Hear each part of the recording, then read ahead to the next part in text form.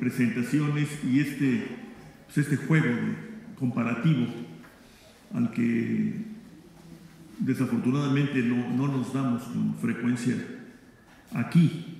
Yo creo que nos planteado la conveniencia de examinar, así sea esquemática y sucintamente, dos experiencias extremas. Yo diría una en neoliberalismo tal cual, otra en globalización unidimensional,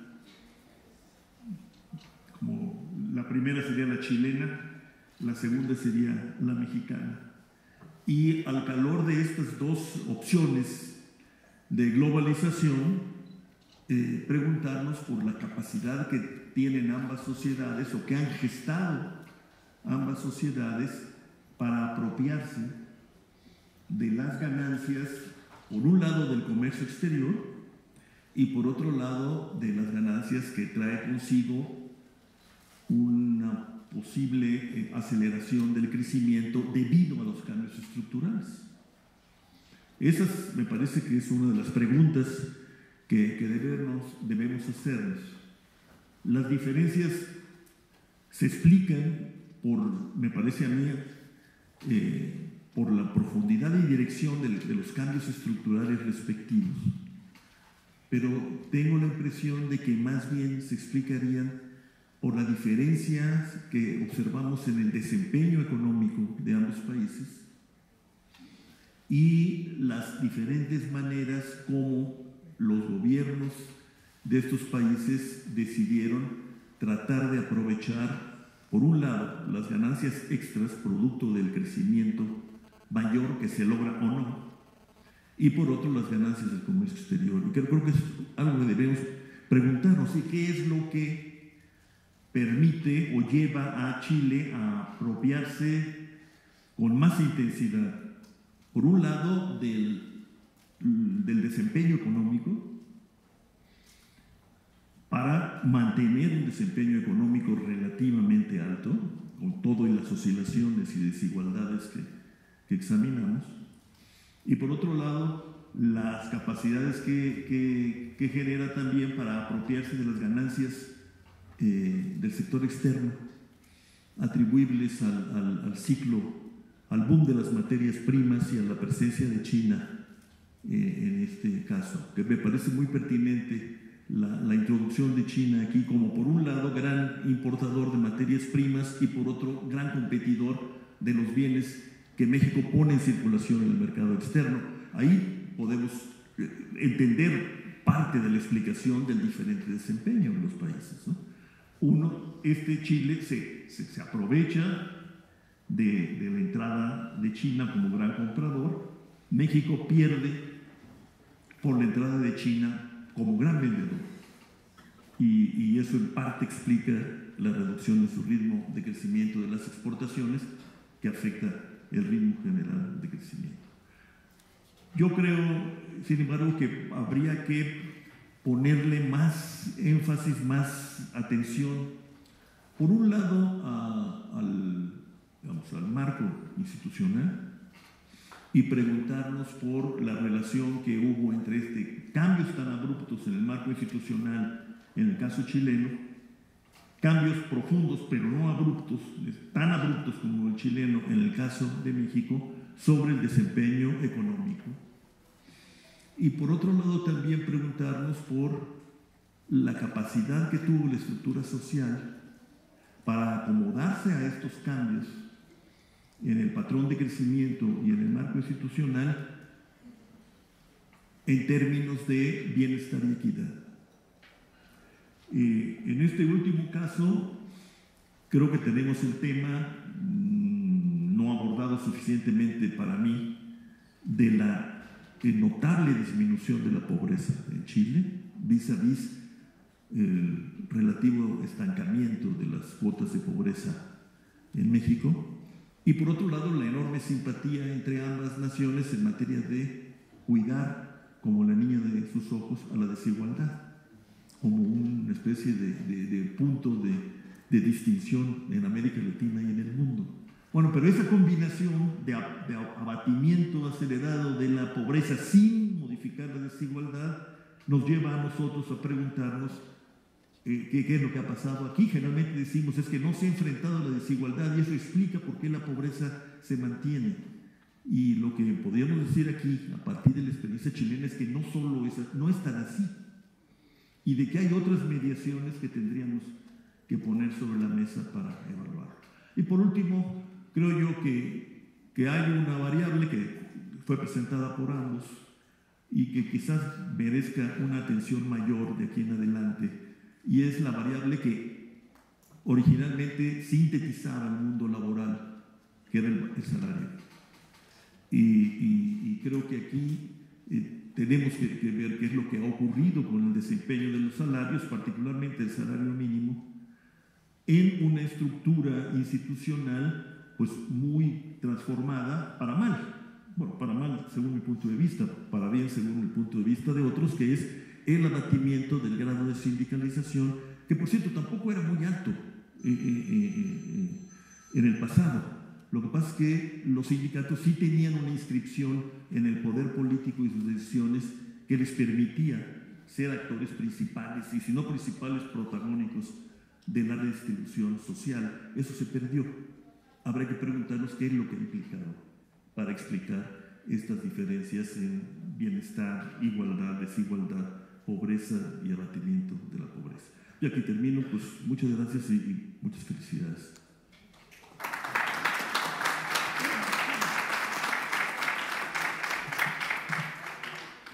Gracias, Rolando. Juan Carlos. Es un placer, y a los ponentes, excelentes trabajos. Muy lecciones de humildad para un país que hoy va a calificar en el Mundial y que cree que competir con, de repente, viendo hacia abajo, es gran éxito, y cuando voltean hacia arriba en la región, pues hay mucho que aprender. Ahora, también qué necesidad de comparar con Chile, ¿verdad? Hace mucho el Time, la revista norteamericana, decía América Latina, una tierra de milagros. Decía, bueno, en realidad un milagro, el chileno. Entonces, si bien los dos trabajos ilustran muy bien la parte chilena y luego el contraste que hace Jaime con lo mexicano, abren muchas preguntas, porque por un lado lo que muestra Jaime realmente era imposible que México creciera más que Chile, pero creo que de todos modos sigue la pregunta de, bueno, ¿y por qué Chile creció mucho más que el resto de América Latina? Parte lo mencionaba Andrés y Jaime, es la misma respuesta a la crisis de los 80s. Chile sale bastante bien librado de la crisis de los 80s y ahí empieza a cerrar una brecha que después, en los 2000s, con la buena suerte que tiene de la dotación de recursos naturales, y los chinos, pues también le van muy bien a Chile como al resto del sur, si bien ya no son las economías más dinámicas. Está Panamá, República Dominicana, o sea, ya en el porcentaje de bateo de alto impacto ya Chile no está en ese sentido, pero cuando vemos la trayectoria, sumado todo esto, es muy impresionante tantos años. Ahora, curiosamente, cuando vemos las cifras de participación pública, pues el general Pinochet tenía más control de la economía que lo que tuvo el presidente Allende. De hecho, cuando fue a negociar a Estados Unidos la deuda, y su equipo decía que, bueno, que como eran cosas de mercado, pues sabe que el mercado se tenía que arreglar, y le contestaron que con la pena, que pues eran deuda privada, pero que el Estado chileno tenía que absorber la deuda privada, y también tuvo que responder en ese sentido, de por más la ideología hubiera o no en esa línea. Interesante cómo la desigualdad es enorme en Chile a pesar del éxito, y en México también, pero ya a pesar de esta historia que uno podría creer, o algunos economistas, que primero hay que crecer para después repartir. El caso chileno muestra justamente que eso no es así, a menos que haya políticas específicas como la brasileña de que nadie se quede atrás, etc. Ahí hay un estudio de Naciones Unidas de hace que será mediados de los 2000, en el cual dice ese estudio de Naciones Unidas sobre la desigualdad, pero no habla solo de la desigualdad de ingresos, sino de oportunidades, de riqueza, de manera de ser, de vivir, entre los GCUs, la gente como uno, y el resto, como se dice allá. Dice ese estudio de Naciones Unidas, y luego paso a la referencia, dice que con la probable excepción de Haití, no hay un solo país en América Latina en que haya tanta diferencia entre los que tienen y los que no tienen. En inglés es de los haves y have-nots, que va mucho más allá del ingreso, que los chilenos. Y eso es de hace tiempo, cuando estaba el milagro en pleno. Entonces, Ahí la desigualdad es muy pesada y si vemos las políticas en contra de la desigualdad, Andrés no las presentó, pero los Ginis antes y después de ingresos, tanto en México como en Chile, creo que se portan igual de mal, o sea, no se les distingue mucho, pero que Andrés me corrija si el Gini, pero de lo que yo había visto en cifras de la CEPAL, los impuestos sirven para muchas cosas, pero no necesariamente para redistribuir. Pero por otro lado, los chilenos sí cobran muchos más impuestos. Allá sales de un restaurante y si no sales con tu nota que pagaste el impuesto, corres el riesgo como consumidor de tener un delito.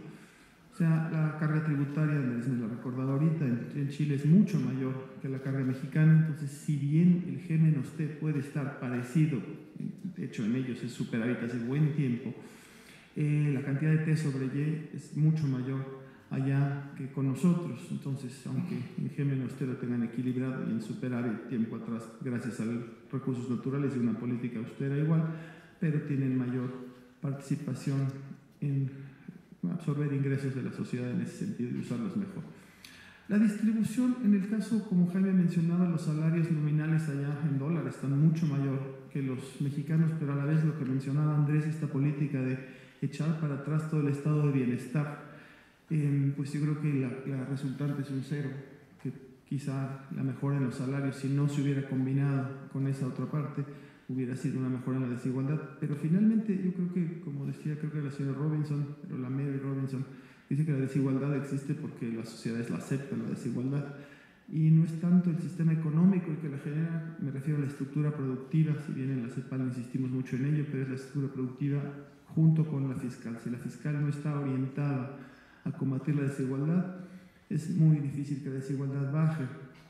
Ahora, si nos vamos a la macro, bueno, por cierto, en Chile tiene otro índice que nosotros sí podríamos presumir, que es el índice de felicidad. Nosotros en los índices de felicidad estamos mucho mejor que ustedes. Ustedes tuvieron que hacer una campaña, no es Sé Feliz, es campaña nacional, de hecho, que nos da, recuerde, condenan el milagro. De hecho, cada uno podrá criticar quizás los índices, que es lo que miden y a quién le preguntan, pero bueno. Otro punto que creo que también podríamos rescatar o complementar a la parte que mencionaba Jaime sobre el tipo de cambio o la macro en general, es que Chile no ha tenido estos colapsos tan brutales que México ha tenido en los años de estudio. México, que recordemos el 86 y el 94-95, lo que se perdió en esos momentos es muy, muy fuerte y fue muy difícil de compensarlo después. Estoy hablando, bien, no sumo el 81-82 también, pero sí 81-82, 86, 94-95 y en el 2009 México también fue la economía que más cayó. O sea, nosotros nuestra estabilidad en términos no de precios y cantidades, sino no de precios y tipo de cambio, G-T y inflación, sino la variabilidad del crecimiento ha sido mucho mayor que con ustedes. Y eso también, bueno, eso seguramente afectó la senda de crecimiento.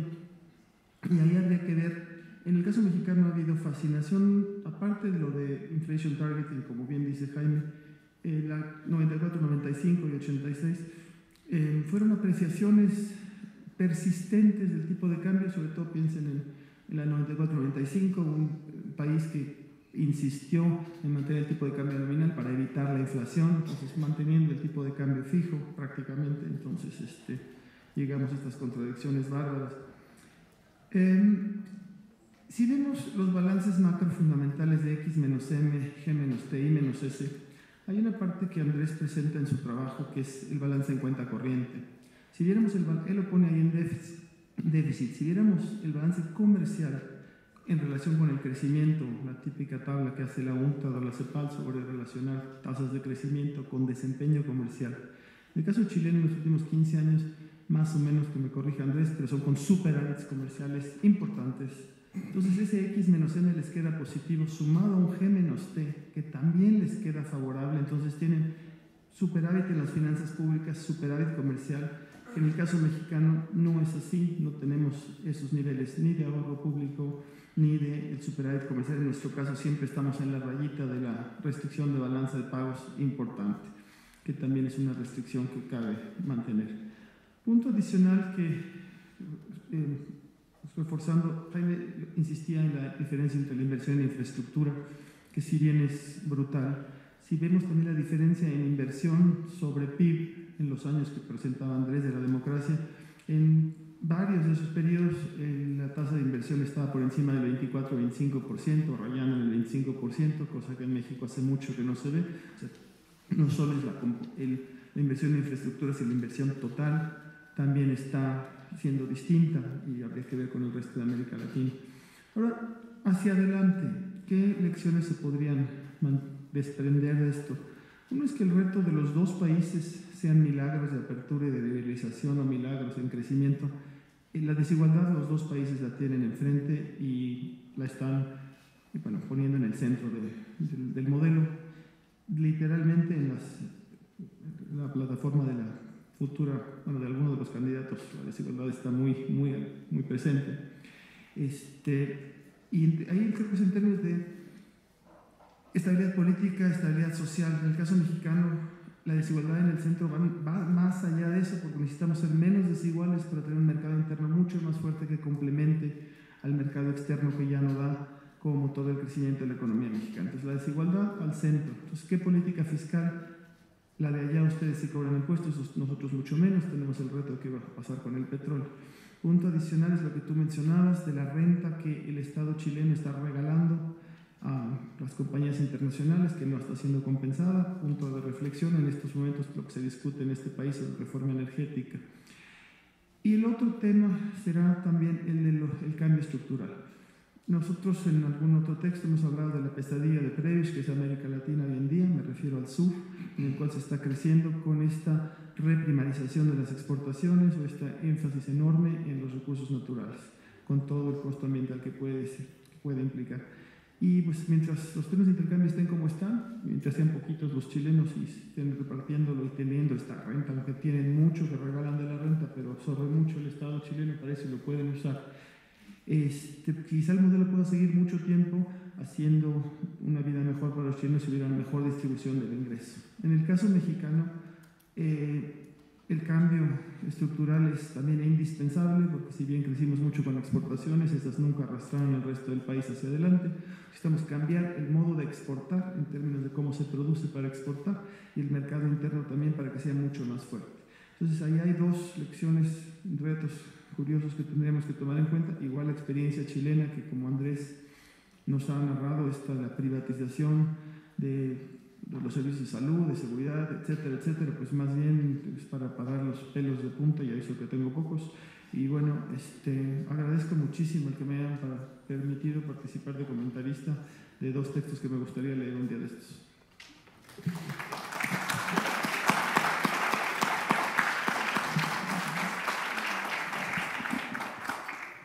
Gracias, Juan Carlos. Tenemos tiempo para 4 o 5 preguntas del público. Les vamos a pedir que se identifiquen. Yo quisiera brevemente preguntar al profesor Solimán sobre la probabilidad que él atribuiría, viendo el balance que nos presenta de los resultados de la revolución capitalista neoliberal, como él la llamó, en Chile, para el futuro inmediato, que está prácticamente definido, aunque la elección no haya sido concluyente en la primera vuelta. ¿Habría esperanza de un énfasis mucho más centrado, como decía ahora Juan Carlos, que reconozca más la centralidad de la necesidad de avanzar en lo social, de lo que se ha hecho tanto en los regímenes anteriores de la concertación como en el único gobierno del otro bando? Hay esa demanda fuerte que llevaría a un trabajo significativo que no se ha hecho hasta ahora en ese terreno. Gracias. Gracias, Jorge Eduardo. ¿Hay más preguntas? Sí, por favor. Bueno, yo soy María Linda Suárez, soy del CRIM de la UNAM, en Cuernavaca. Me dedico al estudio de la juventud. Y en este sentido, yo creo que en ambas presentaciones, una de las cosas que a mí me parece que es importante de pensar es cuál está siendo la construcción